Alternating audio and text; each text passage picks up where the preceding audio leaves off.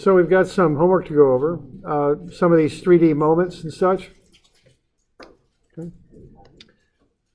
So 201, 202, 211, and then 221, 231, and 232. So for starters, this is the first one. This is 201. Now, are there, now let's be sure everybody has this one. And I handed this out in class. I've got some more copies if anybody needs it, because there's an older edition of the book that's called Fall 2019 that doesn't have this, that has a little slightly different problem. So let's all be sure that you have this one. The older one had an angle there at D, a kind of a little axis system with angles on it. So does everybody have this problem here? Anybody not have it and need a copy? Okay. Now, if you're online and you don't have it, it's available in Moodle, right there. So it's from the 2019 B edition, okay? So right there, it affects problems 201 and 211, okay? All right, now I did send out a Moodle message about our exam. It'll be Monday of next week.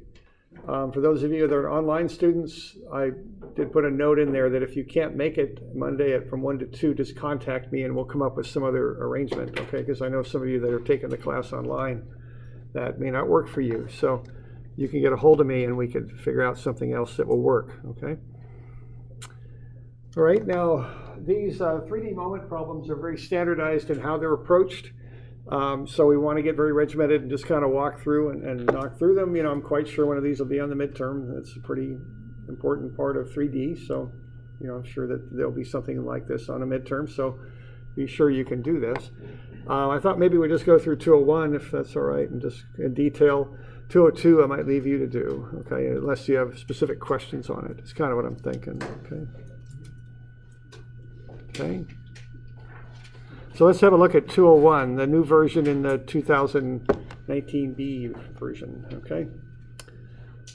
So step the first is to find the coordinates of the points. This is another skill you need to be doing the 3D stuff with. You've got to be able to find the coordinates of points.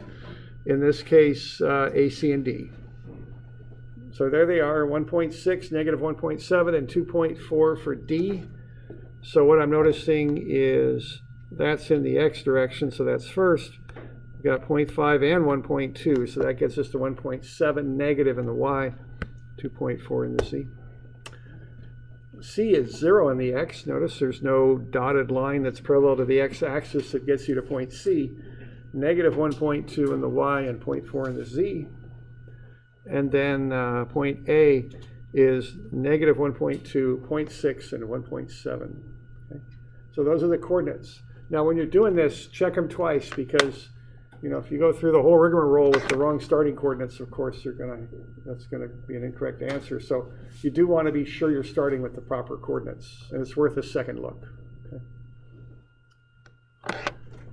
So questions on the coordinates? Okay. Off we go then. Okay, so you want to find the force from C to D, and we've been over this 3 or 4 or 5 times now, so this is how you do this. You go RD minus RC, subtract those two vectors, line them up, just to subtract them in columns. You'll get the position vector from C to D. Do the 3-dimensional theorem of Pythagoras with that vector, so you take the square root of sum of the squares, get the length of the vector, so that's actually in meters, would be the units on that. Divide through by it, and you'll get a unit vector from C to D. That is a vector with a length of 1 that points from C to D. You can then take that vector and scale it up by the magnitude of the force, 1800. You'll get a force vector from C to D. Okay. So that's one part of what you're going to do to find the moment, is find the force in a vector sense. Because to find the moment about point A, what you're going to do is you're going to take the position vector from A to either point C or D. I think I use C. And you're going to cross it with the force. and that is the force from C to D. So that's how you're going to find the moment vector. So you need those two pieces. You've got to find the force vector, and you also have to find a position vector, importantly, from the point about which you're taking moments to the force. So I use this one right here, R, C, D. Okay?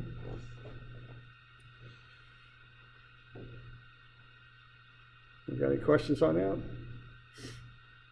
Okay. So what I did to get R, that's AC, I'm sorry, that's bad. That's bad subscript on that, that's AC. There we go. Okay, so to find that, you take RC minus RA, you get the position vector. Now you want that to be a position vector. You do not want to unitize that because you don't want it to have a length of 1. You want it to have its true length in there. Because obviously the longer that line is, the bigger the moment, right? So the length of that vector matters. You leave it in the vector. Just use the straight vector from A to C. Okay. So we doing all right with that business there? We got any questions on that?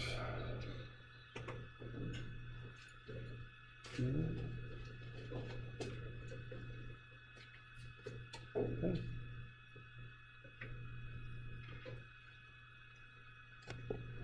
Then we do a cross product. RAC crossed with FCD is what you want to do. Now that, again, it has to be the position vector from A to C, and that goes first in your cross product.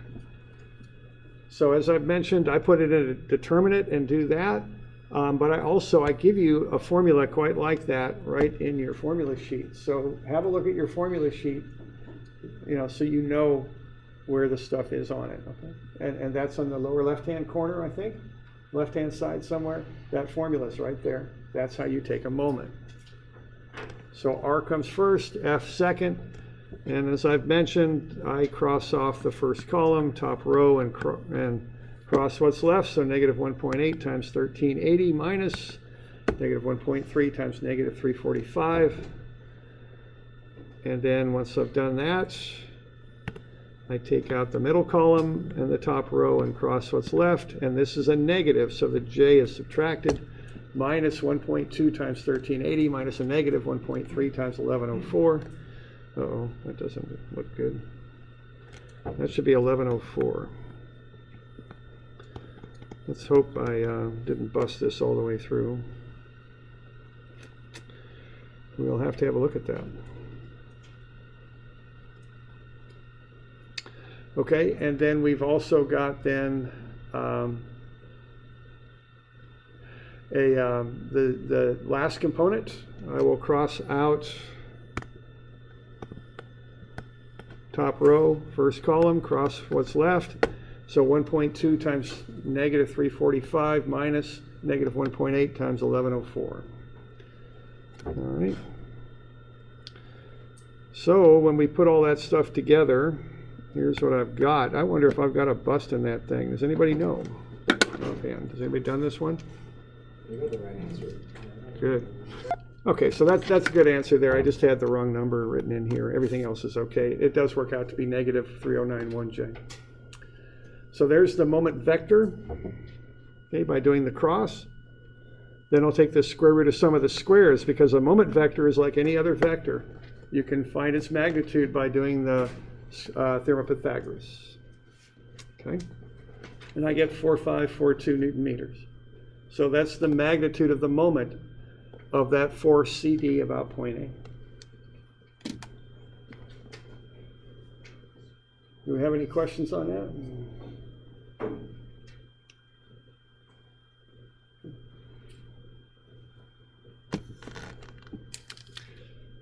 All right. All right, now the next bit is to find the moment about an axis. Now notice this is the same problem. You've got A, C, and D, and the magnitude of FCD are exactly the same as they were on problem 201. This is problem 211. So you can use your answer, which I actually give you in the problem statement for 211, to finish this thing up. So you don't have to redo the moment about A. You can just use that. Okay. So what we just found is the moment about A. So if this force were just free to rotate about A, so if this thing were just kind of, it's so hard to draw this stuff, but kind of like that. If it was just free to do that, this would be the moment vector about A. Okay, it would. Okay. Now, obviously, as you can see, I've got now a physical setup where that's not going to happen, where I'm going to force that moment to occur about axis AB. So what I do is I take my what I call a free moment vector of the force CD about point A, and I'm going to project it onto the axis AB. Okay. So for the moment about A, I've got this vector that free force would just rotate about. That vector then would be normal to the plane of the moment. So if the moment is the wheel, the moment vector is the axle of the wheel. But now I'm not going to allow that thing in problem 211 to just rotate freely. I'm going to force it to rotate about that axis AB. So what I'm going to do is project it up onto axis AB and get this, a moment about that axis that will serve as the axle. I'm going to find the magnitude of the moment that occurs about that axis. So this requires a dot product to get the projection of MA onto axis AB. So the moment AB, what that is equal to, is the moment vector A dotted with the unit vector. You could use either AB or BA, whichever one you want. Okay. So I've already got the moment vector. I found that. So what I'm going to do now is I'm going to find a unit vector, and I found it from A to B. So the process for a unit vector is I find the position vector from A to B.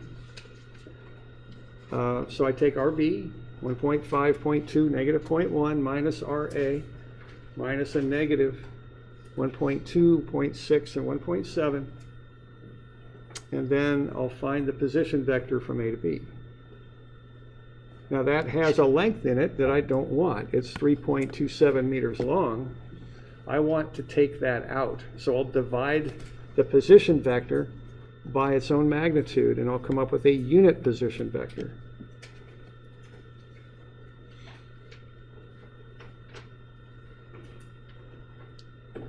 All right. So we got any questions on that?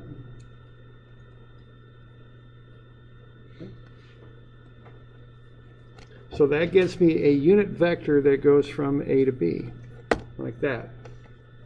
What I'm going to do then is take the moment vector and project it onto this vector, is what I'm going to do. So I will just do a dot product between these two things. I'll dot them together. That will give me the magnitude of that moment that occurs about axis AB.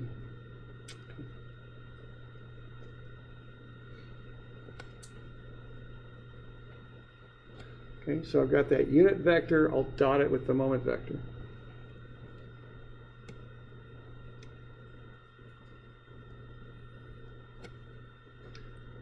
So I just dot the two together. Remember, a dot product just gets you a magnitude. So you take the three products, you add them up, and get a negative 2910, which means actually the moment about AB is negative, so the actual moment vector goes from B to A. The actual moment vector is actually doing that. Okay.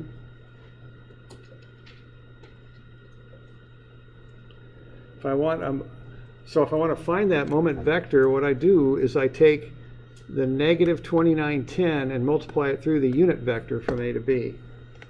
So I got the moment about AB is negative 2910. I've got the unit vector from A to B. If I multiply those together, I'll get the moment vector about that axis from A to B.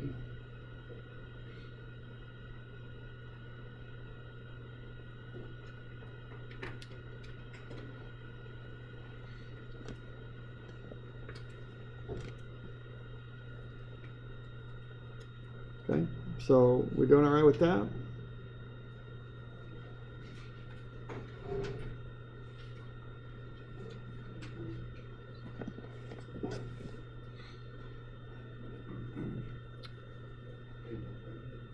Okay, so that's the process for 201 and 211.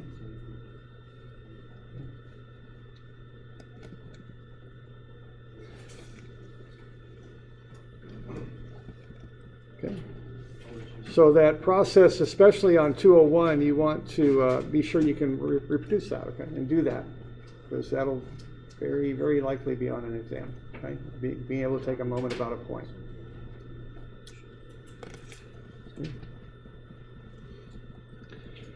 So to accomplish that,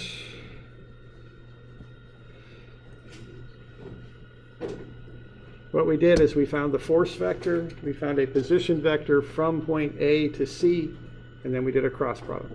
That's how we did that. Okay.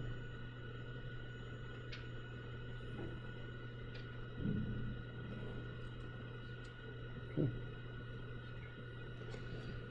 All right.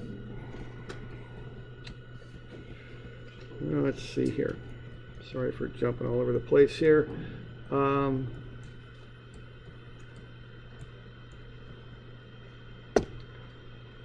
So can you apply that to 202? Are there any questions that have come up on 202?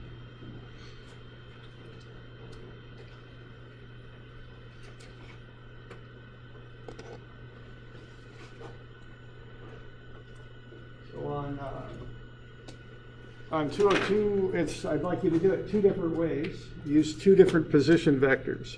One from A to B, and a second time from A to C. You should get the same answer both times, of course. It'll all just kind of come out in the wash, but that's part of the problem, is to do it twice.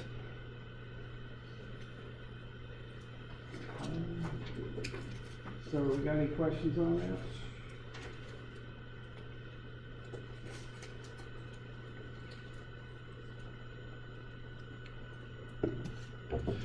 Well, no, I'd just give you one intermediate answer here. You know, it's always, I know it can be frustrating if something goes a little south, so let's get you FBC. If you need it, it's negative 241. I don't know if I gave you this on the problem or not. Negative 241, 103, and 378. And that's pounds, okay?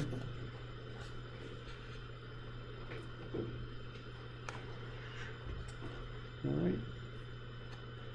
And then just be sure you're working through these, because you're going to have to do these yourself. So remember to work through these. And, you know, these are just check answers, because I know what it's like to drop a negative, then you spend an hour trying to figure out what happens. So these are just to help you in case you make a little typo error, so you know what you're shooting for, okay? But be sure to do it, because you've got to do it on your own on an exam, of course, okay? So there's just some check answers for you. That way you can make sure you're on the right track. Okay.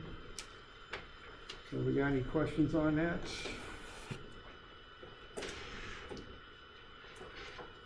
Okay.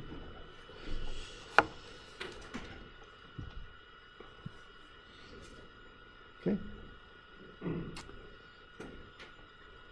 All right, so those are the 3 moment problems. Those will take some time too, so just be aware of that. Those will burn some time working through those, okay?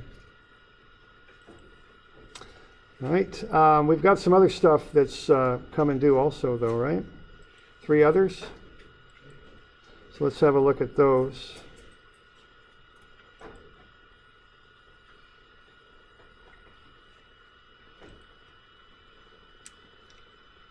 The first one is a moment problem.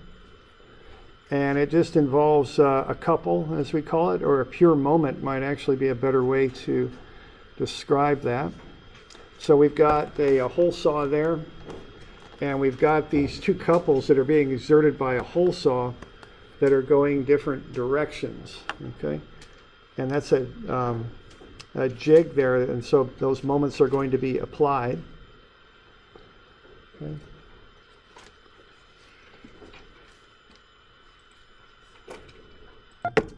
Okay, those, we got 2 of them, but they don't create the same couple. Now, what I want to know is what are the forces that are going to be generated here on the supports of the hole saw? Which, that looks an awful lot like a couple to me, doesn't it? 2 forces that are going to be equal and opposite. Okay. So I'll give you one hint on this, that the calculations on this are quite simple. It's more about the concept than the calculations. The calculations will take you 2 lines of very, very basic algebra. We got any questions on this one?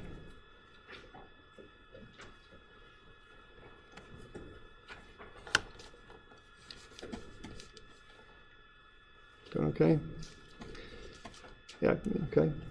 And, just work through that, just simple answer there. I just want to know what those forces are going to be on the supports. And kind of what we're getting into there is this idea of transferring from a couple, which is a pure twist, to a moment, which is a force and an offset distance. Okay? They're different kinds of things, but, and we've illustrated this a few times, like here, on the left with that wrench with two sides, you could have a couple there of equal and opposite forces on either side. Whereas here you've got a straight force times distance to get that moment. They both generate moments, but they do it differently. We also got in a little bit into the transition between them right there. On that motor, you've got a couple at the motor. You're translating it to a force, which is pulling this weight up. So there's your force. And there's your distance. So here you've got a couple over here, or a pure moment, whatever you want to call it. We did this one in class. Okay. And you're kind of turning that into a force distance type moment. Okay. Right. So we good with that? We did that one in class. I don't think it's even in your book. I just had you sketch it up.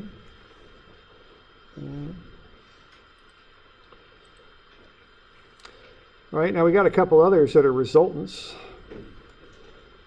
So let's have a look at that. Those. Okay. There's the first one, 231, I think. 232.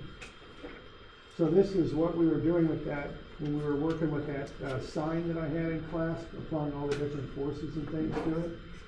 So when you're doing resultants, what you're doing there is you're summing forces in the x and y directions. You're doing a resultant force with square root sum of the squares. You're finding an angle and a net moment. Okay, that's what you're doing. So, so what you would do here, for instance, you would go sum of fx on this thing.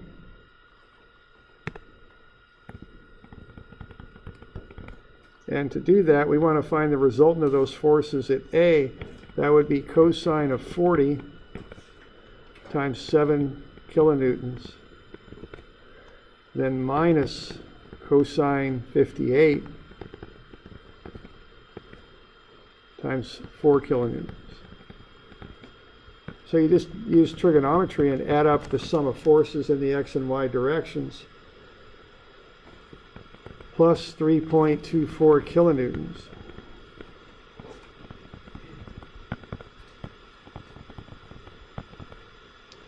All right, and this would be negative 7.89 here when you do sum of Fy. The resultant force then, the sum of Fx squared plus sum of Fy squared, take a square root.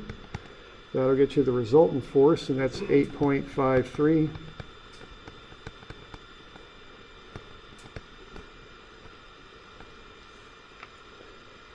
To get the angle, you do an arctan.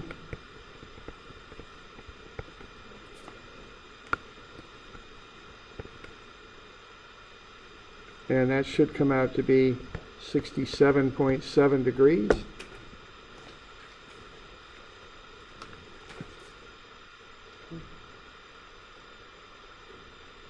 So you're just using trigonometry basically to work with the forces on this.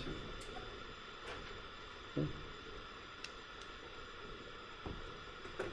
Now when you do the moments, you're using trigonometry, force, and then a moment arm, combining those things together to get the moment.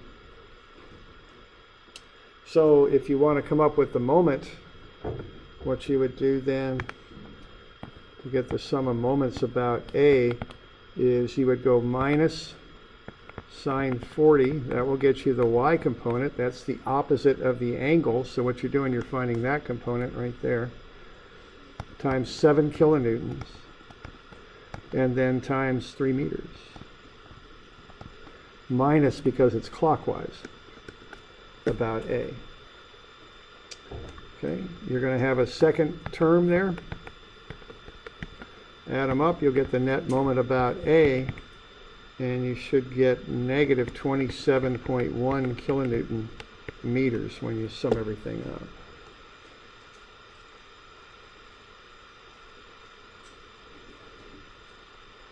And then the last thing that I'd like you to do would be to come up with dx, which is not a calculus dx. It means the distance in the x direction. And to do that, you're going to divide two things. And after you divide those two things, you ought to come up with 3.43 meters. Watch your units when you do that. The unit should kind of tell you how to work through that.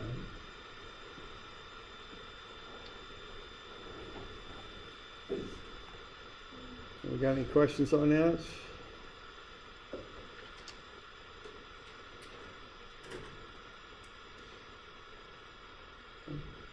So this is called a resultant.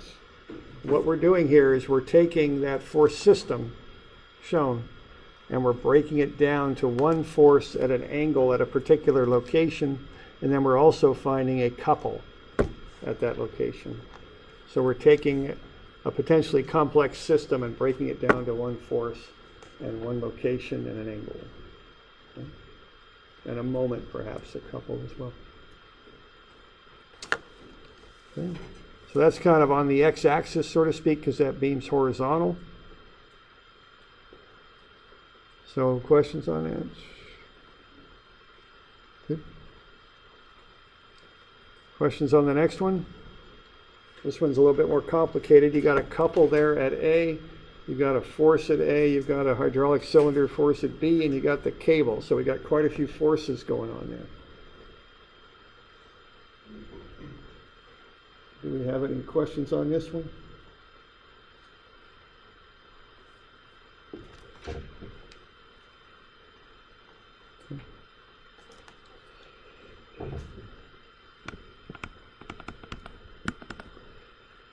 I'll get you some intermediates on this one too. Negative 1513 newtons for sum of Fx, sum of Fy. I've got 1064.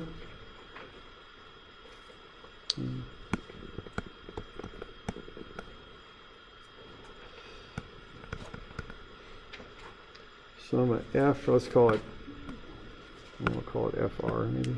Resultant force should be 1850. And that should be kind of going that away. 35.1 degrees.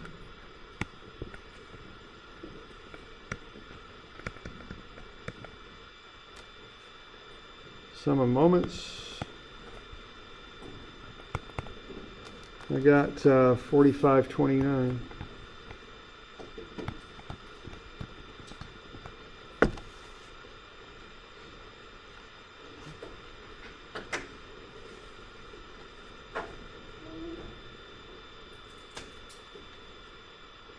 Questions on that?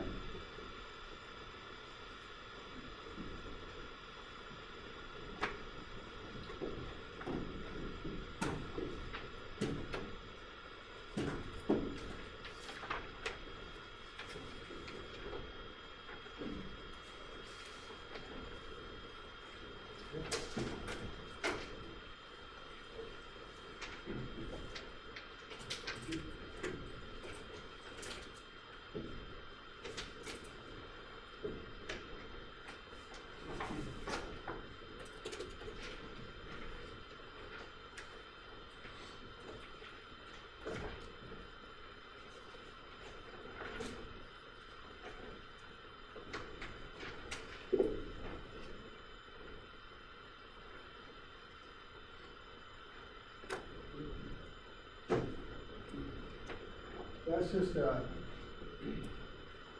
test review there. So that's a list of topics that could be on the test. Let's see. All right, so I just handed out a bit of a test review here in class. For those of you online, it's available in Moodle down under the test review downloads there. There's a couple of things there. We got all sorts of stuff in here, don't we? Recordings, test review downloads, there it is. So Statics 1 test review sheet, that's the list of topics. Then I've got 2 pages of problems, okay? All right, now a few things on this test, how to approach it successfully, you might say. First thing is you have to use a non-programmable calculator. So remember that. Get yourself a non-programmable calculator and practice with it before the test, okay? So the standard common ones that are used are those TI 30s and 36s. They're fine. But again, the syntax on all these calculators is just a little different. You don't want to be figuring that out in the middle of a test. You want to know how to use it coming in. So just be sure you practice with it. I generally bring a few extra calculators with me, but all the same, don't just pick up a random calculator and start going on it. That can be a problem.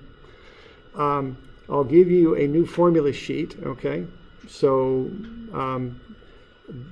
so you won't bring your own notes. I'll have a formula sheet for you. It's the formula sheet I've already handed out. So you're going to want to look at that and get an idea of what problems are available and where they are, okay? Or I'm sorry, what formulas are available and where they are. Let's see, a couple other things. The test is Monday from 1 to 2, basically. If you're an online student and that won't work for you, just let me know and we'll figure out another time. Okay. All right, now typically the way I do this test is similar to the handout that I just gave you, in that I'll have vectors. You'll find some vectors on your own on the first page or two. Then I'll give you some vectors on the very back page, which I don't think I did on this test, but I did this one slightly differently, but it's the same sort of idea. I'm going to have you find a few vectors just to show me that you know how to find vectors. Then I'll give you position and unit vectors that you'll use for the rest of the test. All right, so that back page on the test, pull it off and just set it down and use it, okay? Don't find all those vectors. You're wasting your time. And with this 3D stuff, it takes a while. That's why I'm doing that, okay? So just be aware that that's how I'll set that up, okay? So don't waste your time finding vectors that I've already given you on the back, okay? So that's another little important thing with this. Let's have a look at the review. Let's see what we've been doing here so far. What have we been doing? So far we have been finding 2D vectors, and inverse tangent to find angles, sum of forces. We did 3D vectors and forces. We did it with angles. We also did those double projections, if you remember. We've done position vectors. Remember to switch the order of the letters. So the position vector from A to B is RB minus RA. Okay. Then multiply that by take a unit vector and multiply it by the magnitude of the force, and you'll find the force vector there. Okay, we did dot products to find tension or compression, axial forces. Remember, a dot product is a scalar. You have the dot product formula right on the formula sheet, so have a look at the formula sheet so you know what's on there and where it is and what it looks like. I'll get you a new formula sheet for the test. The shear vector is perpendicular to the axial force. So the vector sum of the axial and the shear gets you the total. And you can work with that to find a shear vector if you need it.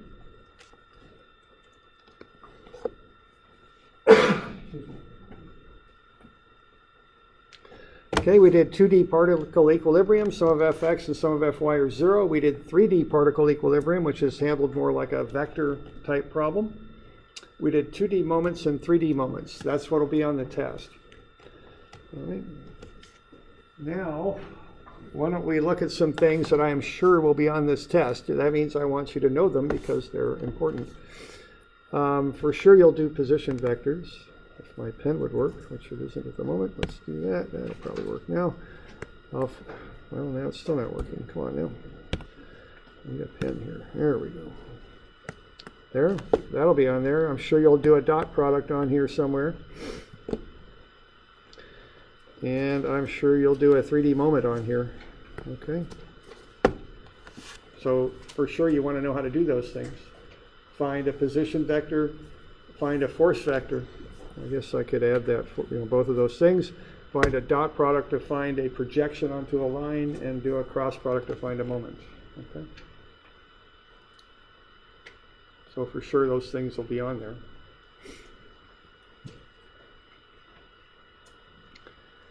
you should know these words, okay?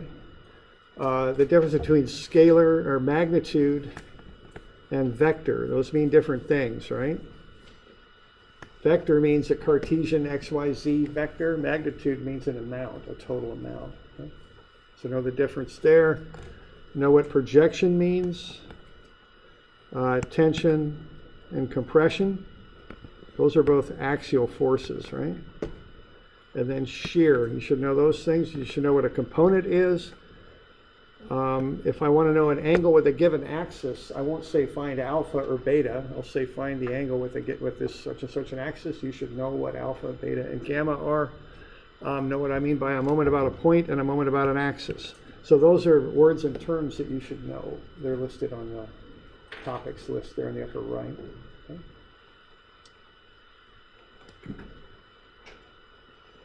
All right, we can go over these on Friday, but let's look at them now. There's a real basic force problem.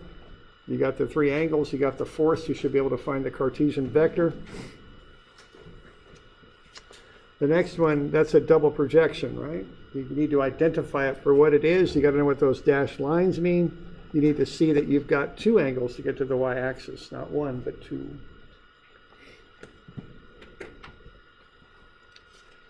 There's a position vector problem. Given the position of A, the position of B, you're going to have to find those coordinates, go through the position vector process, and multiply by 8400 to get the force vector. Okay. Here I asked you to find RAC and UAC and RCA and UCA. Okay. So that was the first part of the test where I just had you find some vectors. Okay. Then I had you use other vectors to generate these answers. In this case, I used the ones that you already found. On your test, I might just give you new ones, okay? But on this particular test, I had you find the vector here and find these vectors here and then use them to find the other answers. On your test, I'll probably just put them on the back. That's probably what I'll do. Okay. So find the projection, the compression in AC caused by FAB. Okay, you need to know that that's a dot product. Find the moment of FAB about point C. That's a cross product. What else do we got in here? Find the resultant of the two vectors. So you need to find the vectors, add them up to get the resultant in this case.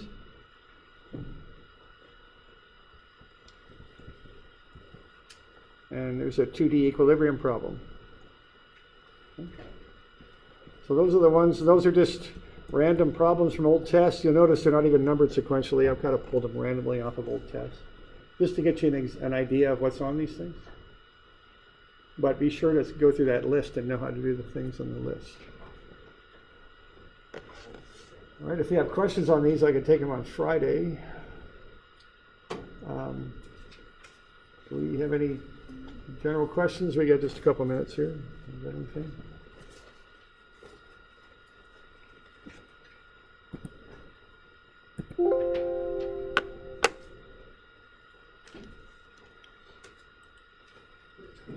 All right. Whoop.